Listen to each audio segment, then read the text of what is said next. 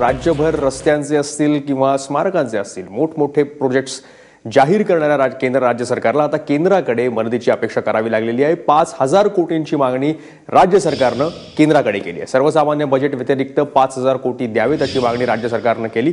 राज्याचे अर्थमंत्री सुधीर मुनगंटीवार यांनी आज केंद्रीय अर्थमंत्री अरुण जेटलींची भेट घेतली आणि त्यांच्याकडे राज्याकडे हे प्रकल्प पूर्ण करायला कमतरता आहे असं म्हणून 5,000 कोटींची मागणी केली। रश्मी पुराणिक आपल्या प्रतिनिधी आपल्या सोबत आहेत। रश्मी, राज्य सरकार नवनवीन प्रकल्पांचे अनेक दावे करत आहे, कोटीच्या कोटी उड्डाणं चालली आहेत, पण शेवटी केंद्र सरकारकडे मदत मागावी लागली आहे। नक्कीच मयुरेश, बघतो आपण जेव्हा जनरल बजेट असतं तेव्हा त्याआधी एक प्री बजेट कन्सल्टेशनची बैठक असते आणि आज ही बैठक दिल्लीमध्ये पार पडली। सर्वसाधारण बजेटमधून जी गोष्ट मिळते ती राज्याची हक्काचीच असते, पण ह्या बजेट व्यतिरिक्त राज्याला एक अधिकचा निधी मिळावा ह्यासाठी प्रयत्न सुरू करण्यात आलेले आहेत आणि आज आपले राज्याचे जे अर्थमंत्री आहेत त्यांनी अरुण जेटलींकडे ही मागणी केली आहे। साधारण एक 5,000 कोटीची मागणी केली आहे, ज्यामध्ये आपण बघतोय की छत्रपती शिवाजी स्मारक हे सगळ्यात मोठं स्मारक उभं राहणार आहे, ज्यासाठी एका मोठ्या निधीची आवश्यकता आहे।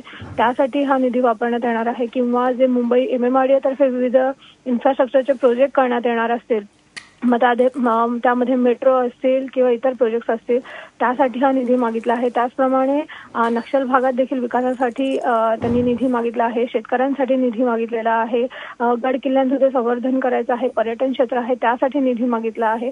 त्यामुळे आपण बघतो की एकामागून एक निवडणुका तरी येतात आहे। नक्कीच राज्य सरकार इन्फ्रास्ट्रक्चर किंवा इतर प्रोजेक्ट्समध्ये पैसा हा गुंतवत आहे, पण तेवढ्याच पैशाची गरज असल्यामुळे अखेरीस केंद्राकडनं ही अधिकची मदत मागण्यात आलेली आहे। धन्यवाद रश्मी, तुम्ही दिलेल्या सगळ्या माहितीबद्दल। त्यामुळे अखेरीस केंद्र सरकारला समोर राज्य सरकारला हात पसरावे लागलेले आहेत आणि निवडणुकांचा माहोल तर जवळ आलेलाच आहे, त्याच्याकडेही लक्ष ठेवायला हवं।